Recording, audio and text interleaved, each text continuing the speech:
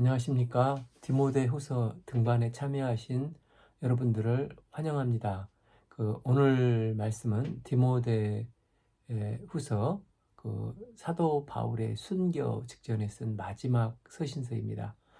말씀은 서론과 1장 1절에서 18절 1장 말씀을 읽겠습니다.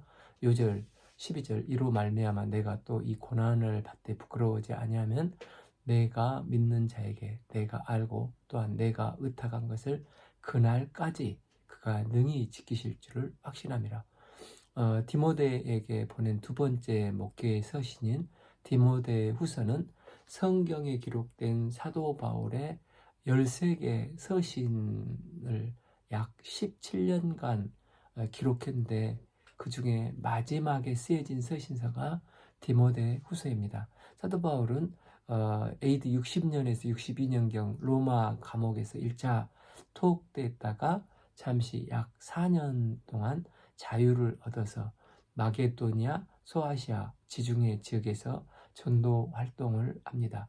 그 사이에 디모데 전서와 디모데 후서를 통해서 디모데와 디도를 격려했습니다. 그러다가 네로의 극심한 박해로 다시 투옥되었고 얼마 안 있으면 이제 순교를 당하는 AD 67년경에 믿음의 아들 디모데에게 첫째, 교회와 디모데가 고난을 극복할 수 있도록 격려하기 위해서, 둘째, 믿음의 아들 디모데의 방문을 요청해서 안수해주고 믿음을 붙돋아주기 위해서 순교 당하는 해인 67년 같은 해에 이 서신서를 쓴 것으로 추정합니다.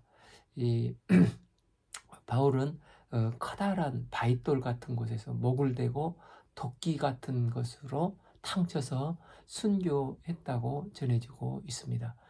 서신서의 시작 부분이 1장 1절 하나님의 뜻으로 말미암아 예수 그리스도 안에 있는 생명의 약속대로 그리스도 예수의 사도된 바울은 이라고 이제 말을 시작을 하는데, 이 생명의 약속이 서신서 끝부분에 써 있는 4장 6절 전제와 같이 내가 벌써 부음이 부어지고 나의 떠날 시각이 가까웠도다. 이게 전제, 관제는 포도주를 붓는 제사인데 아마도 사도 바울이 어떻게 죽을 것인가를 예표해 주는 내용이 겹치면서 읽는 우리로 하여금 그가 그의 죽음과 그 이후에 생명의 약속을 말하고 있는 것을 느끼게 하므로 목회서신서, 다른 목회서신서와는 분위기가 사뭇 다름을 보게 됩니다.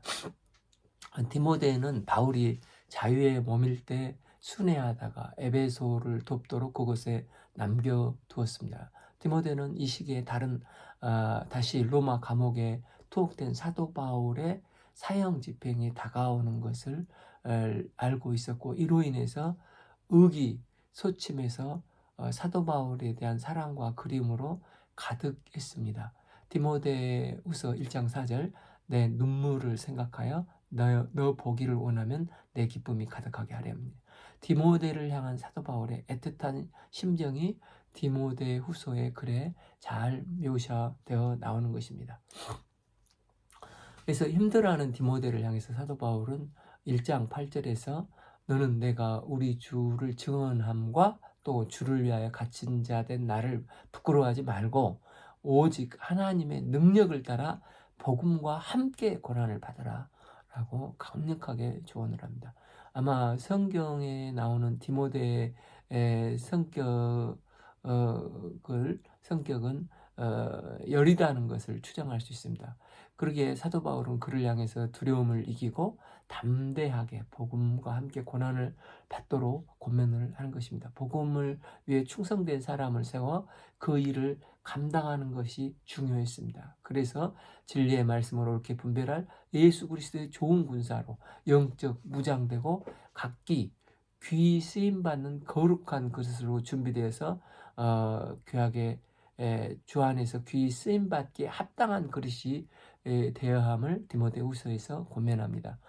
디모데후서 서신의 끝으로 갈수록 죽음을 앞둔 사도 바울의 사생관과 심적 어떤 외로움, 섭섭함을 볼 볼 수도 있습니다. 사형을 앞두고 사도 바울은 하나둘 사도 바울을 떠났습니다. 자신을 배반하고 떠나간 데마라는 제자를 언급하면서 그는 세상을 사랑해서 바울을 버리고 떠났고 그와 함께 있던 그레스게와 디도도 사역자 또 다른 지역으로 갔습니다. 그런데 4장 11절 누가만 나와 함께 있느니라. 그러면서 내가 올 때까지 마가를 데리고 오라. 그가 나의 일에 유익하니라 라고 말을 합니다. 마가는 2차 선교여행 중 바울과 바나바가 다투게 된 장본인이지 않습니까? 이런 마가를 향해서 그가 나의 일에 유익하니라 말한 것으로 보아서 마가와의 사랑의 관계가 회복되었음을 알 수 있습니다. 이런 상황 속에서 자기 앞에 죽음이 기다리고 있는 상태임에도 불구하고 사도 바울의 분명한 믿음과 장은한 사생관을 보여주는 게 디모데 후서라고 할 수 있습니다. 디모데 후서의 배열은 1장은 격려하는 내용이 있습니다. 복음과 함께 고난을 받으라. 박해중에도 복음의 능력 위에 굳게 서서 끝까지 신실하게 믿음을 지키라고 권면을 합니다. 2장에서 디모데가 목회를 하면서 특별히 유념해야 할 것을 말합니다. 예수 그리스도의 좋은 군사로 진리의 말씀을 옳게 분별하고 깨끗한 그릇이 되어서 하나님께 인정받는 일꾼으로서 부끄러울 곳이 없는 복음의 일꾼이 되도록 권면을 합니다. 3장은 말세에 일어날 여러 가지를 말하면서 말세 때 불신앙, 이단, 종교가 난무한 상에서 끝까지 믿음을 지키면 믿음의 경주를 하여 믿음의 승리를 이루리라고 당부를 합니다. 4장에서는 바울의 마지막 유언적인 최후의 부탁으로 굳건히 믿음 위에 설 것을 권면하고 마지막으로 개인적인 몇몇 당부와 함께 문안 인사로 서신서를 끝맺고 있습니다. 1. 하나님의 뜻으로 말미암아 그리스도 예수 안에 있는 생명의 약속대로 그리스도 예수의 사도된 바울은 이 생명의 약속대로는 서론에서 말했지만 다른 서신서에는 별로 사용하지 않는 말입니다. 그런데 사도 바울이 자신이 곧 죽을 것을 생각하고 나는 죽는 것으로 끝나지 아니하고 다시 살아난다. 생명의 약속을 믿고 전혀 죽음을 두려워하지 않는 어떤 믿음을 보여주기 위해서 예수 안에 있는 생명의 약속 말씀을 사용하고 있습니다. 그러면서 이런 생명의 약속이 있는 복음을 전하기 위해서 사도 바울 자신을 사도로 부르셨다고 말을 하고 있습니다. 이 사랑하는 아들 디모데에게 편지하노니 하나님 아버지와 예수 그리스도 예수 우리 주께로부터 은혜와 긍휼이 과 평강이 내게 있을지어다. 바울은 다른 서신서에서는 주로 은혜와 평강이 내게 있을지어다 했는데 여기서 다른데 별로 사용하지 않는 긍휼의 단어를 또 사용합니다. 이 긍휼은 디모데에게만 넣어서 사용을 하고 있습니다. 이 이유는 디모데는 지금 너무나 어려운 환경 속에서 혼자서 고분분투 목회를 하고 있기 때문에 더군다나 내래 극심한 핍박으로 힘든 게 한두 가지가 아니었지 않겠습니까? 긍휼은 헬라어 스팡크 리조마로 모든 상황 속에서도 하나님께서 주시는 위로가 바로 긍휼입니다. 디모데에게 은혜와 평강이 있어야 하지만 특별히 필요한 것은 지치고 힘들 때 모든 상황 속에서 하나님의 위로가 있어야 했는데 이를 위해서 사도 바울은 디모데를 위해서 긍휼을 덧입도록 기도를 하고 있습니다. 이런 디모데를 바울은 얼마나 사랑했습니까? 3. 내가 밤낮 강구한 가운데 쉬지 않고 너를 생각하며 청결한 양심으로 조상적부터 섬겨오는 하나님께 감사하고 이를 볼 때 바울은 밤낮 강구하는 기도 생활을 했음을 알 수 있습니다. 바울은 그런 기도 가운데 빠뜨리지 않고 기도한 것이 디모데를 위한 중보 기도입니다. 남을 위해서 매번 빠뜨리지 않고 기도하는 것은 그를 사랑하기 때문에 기도를 하게 되는 것입니다. 4. 내 눈물을 생각하여 너 보기를 원하면 내 기쁨이 가득하게 하려 함이니. 눈물은 보통 아파서 또 억울해서 또 간혹 악어의 눈물, 다양한 눈물들이 있을 수 있습니다. 그렇지만 눈물은 대부분 겸손과 진실함의 표현이라고 할 수 있습니다. 디모데도 목회를 하면서 주님께 나가 기도할 때마다 방석을 적시며 하나님하고 눈물을 수없이 흘렸던 것 같습니다. 주님 앞에서 눈물이 많으면 눈이 깨끗해지고 맑아지고 청결하게 됩니다. 하나님은 바울은 사도행전 20장 31절에서 내가 3년 밤낮 쉬지 않고 눈물로 각 사람을 훈계한 것을 기억하라면서 에베소 장로들에게 사도 바울이 눈물로 목회를 해온 사역자였음을 말했습니다. 그 삼성폰이나 애플도 동기화를 시키면 똑같이 되듯이 지금 사도 바울이 이 디모데에 대해서 같은 심정으로 상황이 너무나도 선명하게 동기화되어서 디모데를 생각할수록 디모데를 만나고 싶은 것입니다. 그래서 디모데 너를 보기를 원한다. 너를 만나게 되면 굉장히 기쁠 것 같다고 말하고 있는 것입니다. 이는 내 속에 거짓이 없는 믿음이 있음을 생각함이라. 이 믿음이 먼저 내 외조모 로이스와 내 어머니 유니게 속에 있더니 내 속에 있는 줄을 확신하노라. 디모데는 비록 어리지만 그 마음이 굉장히 순수했던 신앙인이었습니다. 거짓 없는 믿음은 예수 그리스도의 십자가의 복음을 믿고 그의 교훈을 따라 행하는 것입니다.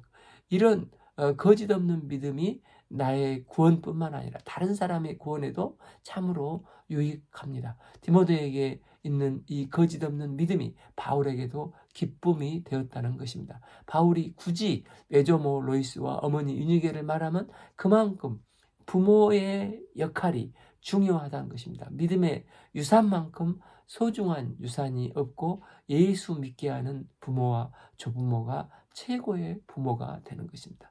6. 그러므로 내가 나의 안수함으로 내 속에 있는 하나님의 은사를 다시 불릴 듯하게 하기 위해서 너로 생각하게 하노니. 그래서 지치고 눈물을 흘리고 있는 디모데를 오라 해서 디모데에게 마지막으로 손을 얹고 안수 기도를 해줘서 디모데에게 있는 성령의 은사를 불릴 듯 일어나게 하게 해서 다시금 힘을 붙돋아주기 위해서 그를 오기를 원한다고 한 것 같습니다. 감정에 불을 붙이는 게 아니라 내게 주신 하나님께 주신 은사가 있는데 그 은사에 불을 붙이기 위해서 안수를 한다는 것입니다. 은사에 불을 붙인다는 것은 헌신할 마음이 있는데 하나님께 잘 쓰임받기를 원하는 마음으로 안수를 하는 것입니다. 뭐든지 불이 붙으면 더 잘 할 수 있지 않습니까? 수류탄에 불이 안 붙으면 한 명의 적을 맞힐 수는 있지만 핀을 뽑아 불을 붙이면 수천 명의 적을 일거에 사살할 수 있는 파워가 있습니다. 이처럼 안수함으로 말미암아 내게 주신 은사에 체류탄같이 수류탄같이 불 붙여서 성령의 권능이 터지기를 원한다는 것입니다. 엘리야 선지자가 이 세상의 삶을 마감하면서 승천하기 전에 엘리사가 이제 왕하 열왕기 하 2장 9절에서 당신의 성령이 하시는 역사가 갑절이나 내게 있게 하소서 기도를 했습니다. 그래서 갑절로 은혜를 더 받고 외투까지 얻어서 엘리야를 뒤이어서 사역을 섬기지 않습니까? 이처럼 아마도 사도 바울도 자기가 받은 능력을 동일하게 어린 디모데에게 안수함으로 디모데에게 성령의 은사를 불릴 듯 하게 되어 주님 역사를 섬기기를 원했던 것을 보게 됩니다. 그러면서 바울은 말합니다. 7. 하나님이 우리에게 주신 것은 두려워하는 마음이 아니요 오직 능력과 사랑과 절제하는 마음이니. 우리에게 주시는 것은 두려워하는 마음이 아니요 오직 능력과 사랑과 근신하는 마음이라는 것입니다. 이 마음의 그 성경 밑에 그 난해주를 보면 영이라고 되어 있는데 즉 성령입니다. 그래서 내 심령의 심령입니다. 그래서 내 심령에 주님의 심령이 들어오시는 것입니다. 내 안에 예수님의 심령이 들어오셔서 능력의 심령, 사랑의 심령, 절제하는 심령이 생긴다는 것입니다. 지금 바울 앞에 순교가 기다리고 있습니다. 또 디모데에게도 바울의 박해를 기회로 해서 대대적인 로 박해하며 박해가 이제 시작이 되는 것입니다. 그런데 에베소에서 몸도 약한 어린 디모데가 목회자로서 주의 일을 한다는 게 얼마나 얼마나 어려움이 있었겠습니까? 그러니까 우리가 가질 마음은 두려움이 아니라 우리는 하나님이 항상 함께 하시니까 능력과 사랑과 근신하는 심령을 갖는데 우리 성도가 가져야 될 마음이라는 것입니다. 요한일서 4장 8절 그 안에 두려움이 없고 온전한 사랑이 두려움을 내쫓느니라고 말씀하고 있습니다. 예수님의 심령을 덧입으면 두려움을 쫓아내고 오직 능력과 사랑과 절제하는 마음을 덧입게 되는 것입니다. 8. 그러므로 너는 내가 우리 이 주를 증언함과 또 주를 위하여 갇힌 자 된 나를 부끄러워하지 말고 오직 하나님의 능력을 따라 복음과 함께 고난을 받으라. 사도 바울은 주를 위해서 갇힌 자 된 나를 부끄러워하지 말고 복음과 함께 고난을 받으라고 디모데에게 권면을 하고 있습니다. 즉 고난과 그 세계 속에 내가 떨어지지 않고 하나님의 능력을 따라 복음과 함께 고난을 나의 일부로 받아들이라는 것입니다. 사도 바울이 다시 감옥에 갇히게 되니까 이제 사도 바울은 끝장났네. 사도 바울은 하나님의 사람이면서 이렇게 감옥에 갇히지? 이렇게 또 4년 동안 자유의 몸으로 순회할 때는 역시 하나님은 바울을 구해주시는 분이시구나. 처음에는 좋아했는데 또 로마 공안에 붙들려 갈 때 과연 하나님은 살아 계시는가? 이제 또 최고 리더인 바울이 잡혀가 죽게 되면 이 무시무시한 박해 속에서 과연 기독교는 살아남을 수 있을까?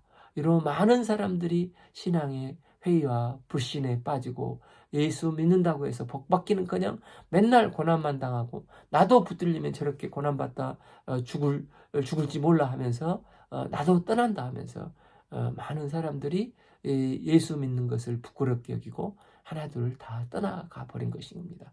그러면서 뒤에 1장 15절을 보면 아시아에 있는 모든 사람이 나를 버린 것을 내가 아노니 그 중에 부겔로와 허모게노가 있느니라. 그러니까 아시아라면은 지금 디모데가 목회하고 있는 곳이 아시아이지 않습니까?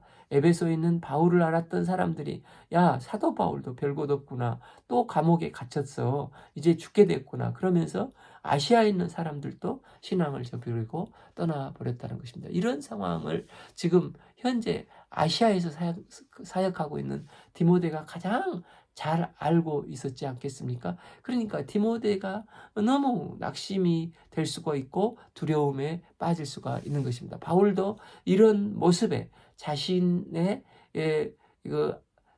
살점 하나하나를 떠나가는 그들을 보면서 이를 도려내는 아픔이 있었을 것입니다. 그러니까 더욱더 믿음의 아들 디모데가 생각이 나는 것입니다. 그래서 바울이 디모데에게 권면하고 있는 것은 우리가 어떤 어려움이 있더라도 그것을 이기는 방법은 복음으로 이기는 것이라는 것입니다. 그래서 너만이라도 내가 감옥에 갇혀 있다고 해서 나를 부끄럽게 하지 말고 오직 하나님의 능력을 쫓아 너도 나처럼 복음을 위하여 고난을 받을 수 있는 데까지 갔으면 좋겠다고는 것입니다. 때문에 고난을 당할 때 이 고난을 복음으로 이기는 훈련을 해야 한다는 것입니다. 내가 힘든 고난과 불편한 것들과 내 어려운 상황과 처지 가운데 돌파해야 할 그 과정이 복음적이어야 된다는 것입니다. 이처럼 복음 안에 믿음으로 온전히 거할 때 주께서는 그 고난 속에서도 그 고난을 이길 새 힘과 능력과 방법이 우리 앞에 나타나고 보여주시고 능력을 부어주신다는 것입니다. 복음적으로 산다는 것은 무엇입니까? 뒤에 2장 11절에 보면은 미쁘다 이 말이에요. 우리가 주와 함께 죽으면 또한 함께 살 것이요. 복음적으로 산다는 것은 내가 주와 함께 죽는다는 것을 말합니다. 그러할 때 주와 함께 살아난다는 것입니다. 우리가 나에게 있는 고난과 문제를 회피하지 않고 정면으로 맞닥뜨려서 복음적으로 복음과 함께 우리에게 닥칠 수많은 문제를 극복하며 주 안에서 승리하는 주님을 기쁘시게 하는 신앙생활을 하시기를 기도합니다. 그 하나님이 우리를 구원하사 거룩하신 소망으로 부르심은 우리 행위대로 하심이 아니요 오직 자기의 뜻과 영원 전부터 그리스도 예수 안에서 우리에게 주신 은혜대로 함이라. 우리가 이렇게 복음을 위해서 고난을 받아야 될 이유는 그 행위로 보면 별 볼 일 없는 사람이고 오히려 하나님의 원수된 자이지만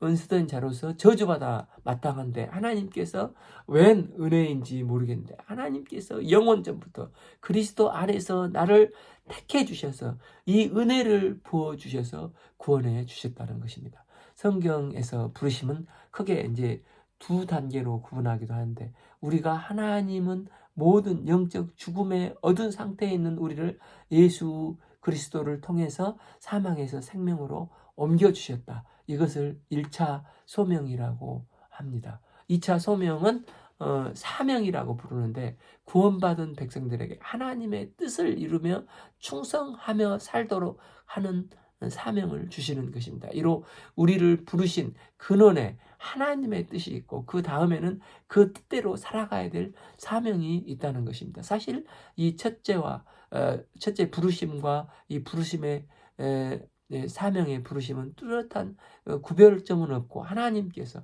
어둠에서 불러주신 그 사람들은 어둠에 나온 우리의 삶의 현장에서 하나님의 뜻을 이루고 살아가는 사명이 동시에 이루어지는 것입니다. 베드로전서 2장 9절 하반부에 보면 너를 어두움 가운데서 불러내어 그의 기이한 빛에 들어가게 하신 이의 아름다운 덕을 선전하게 하려 하심이라. 그것 때문에 구원받은 나의 삶은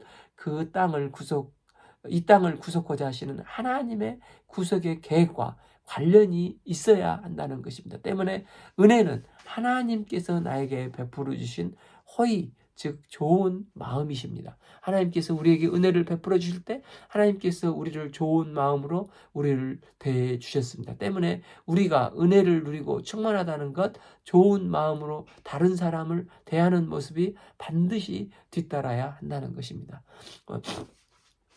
엿장수가 가위를 몇 번 치는 줄 아십니까?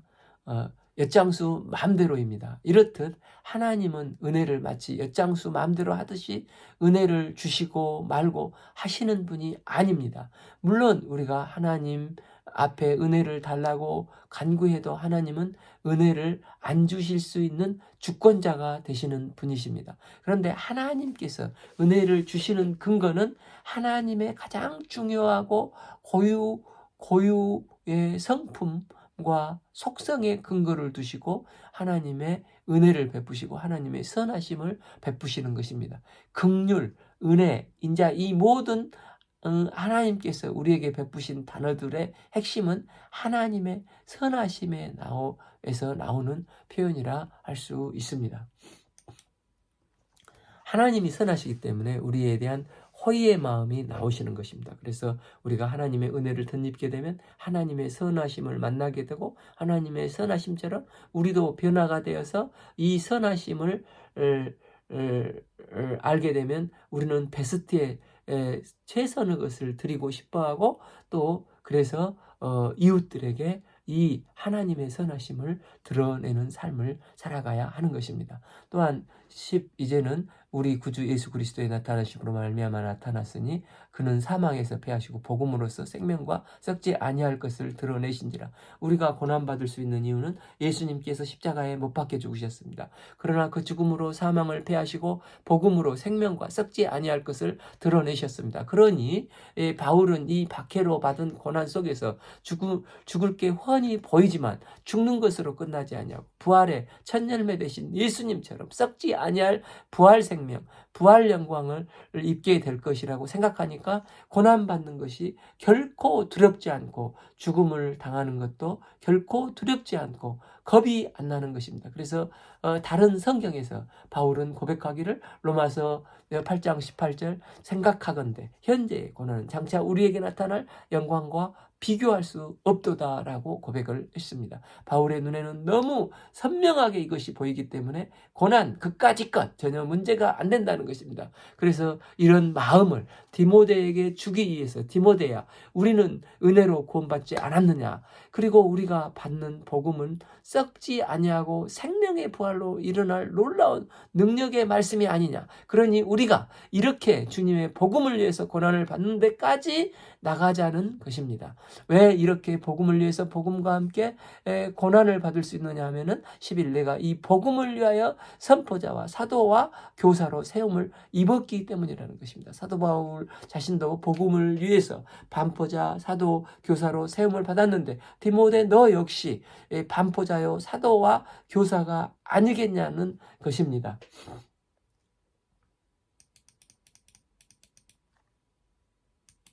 그런데 고난받되 또 부끄러워하지 아니하였던 이유가 무엇입니까? 12:1로 말미암아 내가 또 고난을 받되 부끄러워하지 아니하면 내가 믿는 자를 내가 알고 또한 내가 의탁한 것을 그날까지 그가 능히 지키실 줄을 확신함이라.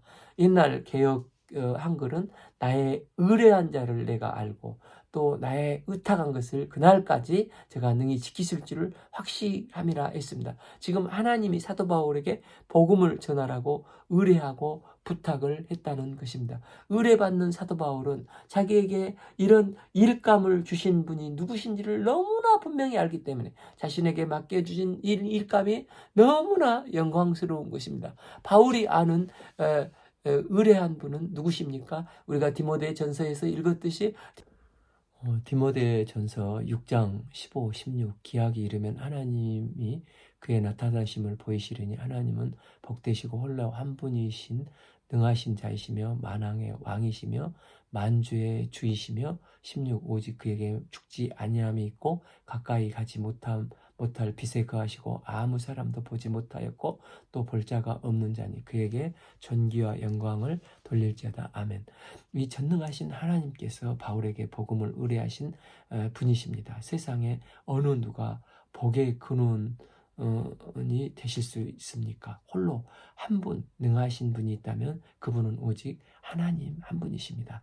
전능하신 만왕의 왕 만주의 주가 되시는 분이십니다. 바울이 이 하나님을 생각할 때 하나님께서 뭐가 아쉽다고 나 같은 자에게 네가 나를 위해 좀 복음을 전해줄래 하시고 의뢰하셨다는 것을 생각할 때 얼마나 감격적이었겠냐는 것입니다. 이런 마음을 디모데에게 함께 같이 하자고 얘기하는 것입니다. 이것은 디모데에게 뿐만 아니라 오늘날 우리에게도 같이 말씀을 하시는 것입니다. 그런데 그 사사기 시대 사람들은 왜 그토록 한심한 삶을 살았습니까? 사사기 2장 10절 그 세대 사람들도 다 조상들에게로 돌아갔고 그 후에 일어난 다른 세대들은 여호와의 말씀을 알지 못하여 여호와께서 이스라엘을 위하여 행하신 일도 알지 못하였더라. 이스라엘이 하나님의 백성들인데 하나님이 누구신지 또 행하신 일이 무엇인지를 알지 못했기 때문에 그들은 하나님의 백성답지 못했기 때문에 자기 소견의 어른대로 한심한 삶을 살아갈 수밖에 없었다는 것입니다. 그런데 바울이 왜 이렇게 고난을 향해 뚜벅뚜벅 전신할 수 있었습니까? 이는 자신에게 의뢰하신 하나님을 알았고 또 하나님의 행하신 일이 얼마나 대단한 일인지를 알았기 때문입니다.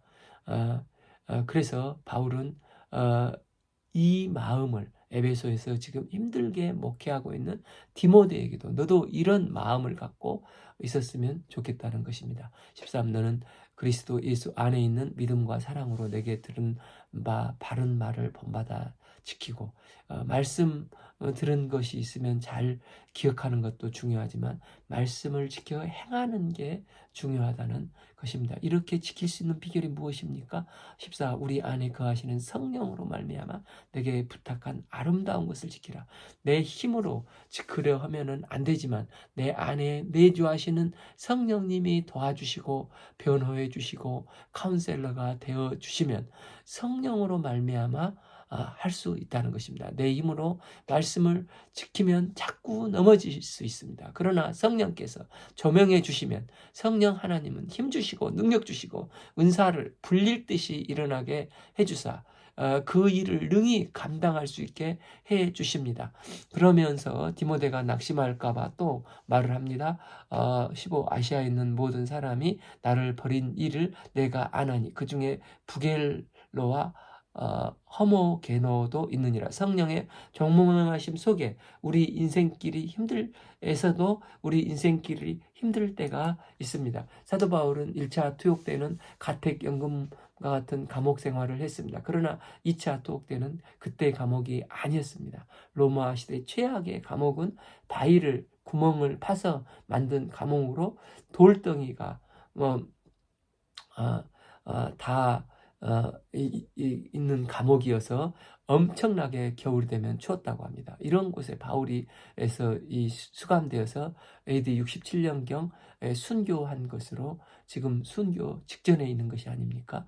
네로 황제가 AD 64년 봄에 있었던 화재 사건을 통해서 그 죄를 기독교인들에게 뒤집어 씌우면서 이제 대대적인 핍박이 시작되었지 않습니까? 원래는 로마는 기독교를 박해하는 나라가 아니었고 종교 문제로는 박해를 하지 않았습니다. 왜냐하면 너무 넓은 영토를 지배해왔기 때문에 종교에 대해서 관용 정책을 폈습니다. 그런데 네로 황제는 원로원과 잦은 분쟁을 일으켰습니다. 특히 화재 사건이 있기 전 1년 전에 AD 63년 원로원 귀족들의 수입원이라고 할 수 있는 속주제를 폐지함으로써 원로원과 큰 마찰을 빚었습니다. 그러나 AD 64년 봄에 누가 불을 질렀는지 아직도 의문인데 역사가들 이 타키투데스나 스위트 마누스는 서로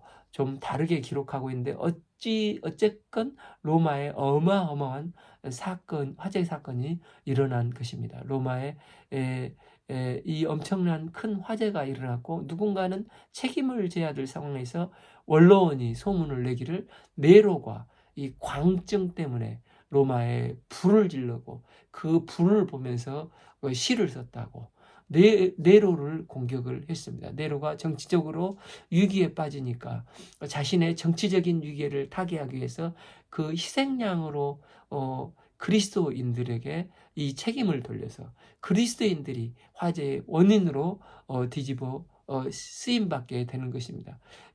이로 기독교 대박해가 시작이 되었습니다. 이 역사가 타키투데스 증언에 따르면 기독교인들을 죽이는데 아주 잔인하게 꼬챙이에 끼워서 길거리에다 꼬챙이에 세워서 불을 태우기도 하고 또 잘 아는 서커스라고 하는 원형 경기장에서 사자밥이 되어 잡아먹히게 하기도 하는 잔인한 일들이 벌어졌습니다.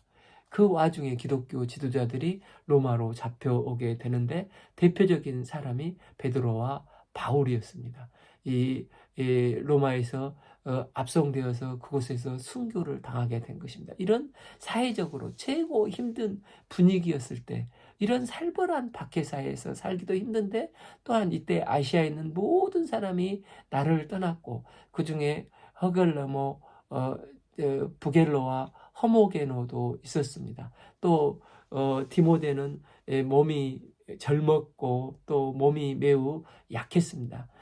아무리 믿음이 좋아도 이런 상황에서 매우 지치지 않겠습니까? 그런데 바울은 우리를 핍박하는 사람들과 이렇게 우리를 떠나보낸 사람들이 있는 게 아니라는 것입니다. 우리가 지칠 때 성령님의 도우심이 있었고 또 그 안에 믿음의 동역자도 있다는 것입니다. 그래서 디모데 너도 핍박과 떠나는 사람들 또 너의 연약함을 바라보지 말고 기죽지 말고 염려하지 말고 믿음을 가지라는 것입니다. 그럼 그 동역자는 누구입니까? 원하건대 주께서 오네시모 보로의 집에 긍휼을 베푸시옵소서. 그가 나를 자주 격려해주고 내가 사슬에 매인 것을 부끄러워하지 아니하노니. 오네시모 보로는 차디찬 감옥에 갇혀있는 바울을 찾아와서 말로 격려를 해주었다는 것입니다. 또 하나는 바울을 찾아와서 바울이 사슬에 매인 것을 부끄러워하지 않았다는 것입니다. 사도 바울이 복음을 증거할 때 왜 많은 사람이 도망쳤냐면 부끄러워서 도망쳤습니다. 바울이 복음을 증거할 때 처음에는 뭔가 있는 줄 알고 다 달라붙었습니다. 그러나 바울이 감옥에 갇히니 복음 전파자가 부끄럽다고 배신하고 떠나가버린 것입니다. 그러나 그 오네시보로는 로마서 1장 17절처럼 복음을 부끄러워하지 아니하고 복음은 모든 믿는 자에게 구원을 주시는 하나님의 능력임을 증거하고 바울이 복음을 증거하다 이렇게 된 것임을 전혀 부끄럽지 않고 오히려 긍지와 자부심이 있었다는 것입니다. 이게 바울에게 얼마나 큰 위로와 힘이 되었겠냐는 것입니다. 오네시모보로는 바울을 즐겁게 쾌활게 해주는 사람이었습니다. 17 로마에 있을 때 나를 부지런히 찾아와 만났습니다. 이 오네시모보로는 에베소 사람으로서 에베소에서 로마까지 오려면 이 바다를 건너 또 고린도 그리스 남부 또 바다를 건너 로마까지 약 1500km를 가야 했습니다. 그럼에도 그는 에베소에서 로마까지 와서 바울에게 매일 옥바라지 하면서 재미있는 얘기도 들려주고 맛있는 것도 사주면서 격려를 했다는 것입니다. 그래서 바울은 너무너무 기뻐하며 힘을 얻게 된 것입니다. 사도 바울은 차디찬 돌 감옥에 습기찬 감옥에서 성령의 위로와 오네시모가 나의 사역을 감당하게 만들었다는 것입니다. 그런데 이런 그를 위해서 사도 바울은 줄 게 없었습니다. 그래서 오네시모를 향해서 하나님께 간구합니다. 원하건대 주께서 그로 하여금 그날의 주의 긍휼을 입게 하옵소서. 또 그가 에베소에서 많이 봉사한 것을 내가 잘 아느니라. 여기서 그날은 아마도 장차 있을 어려운 시련의 날을 말을 합니다. 네로가 그리스도인들을 핍박하고 어려운 일이 닥쳐올 때 어떤 상황 속에서도 하나님께서 주시는 긍휼이 있게 하소서 기도를 해주는 것입니다. 긍휼의 강이 흘러넘쳐서 닥친 고난이 아무리 무거워도 아무리 무서워도 더 이상 무게로 짓눌리지 않고 넘치는 긍휼의 은혜를 덧입어서 이 고난의 암초를 훌쩍 뛰어넘어가게 해달라고 기도를 하고 있는 것입니다. 바울은 은근히 그러면서 디모데에게 너도 오네시보로와 같은 사람, 믿음의 사람이 되어야 함을 격려하고 있습니다. 바울은 참으로 행복한 사람입니다. 비록 바울은 떠나간 사람도 있었지만 오네시모보로 디모데처럼 누가처럼 끝까지 바울의 선한 싸움을 지켜보며 바울의 힘이 되어주는 믿음의 동역자들이 있었습니다. 전능하신 하나님께서 함께 하시면 어떤 상황 속에서도 우리는 승리하게 된다는 것입니다. 이 길을 걸어가는 주의 종들이 될 수 있기를 기도합니다. 오늘 말씀은 디모데 후서 서론과 1장 1절에서 18절 말씀을 읽었습니다. 감사합니다.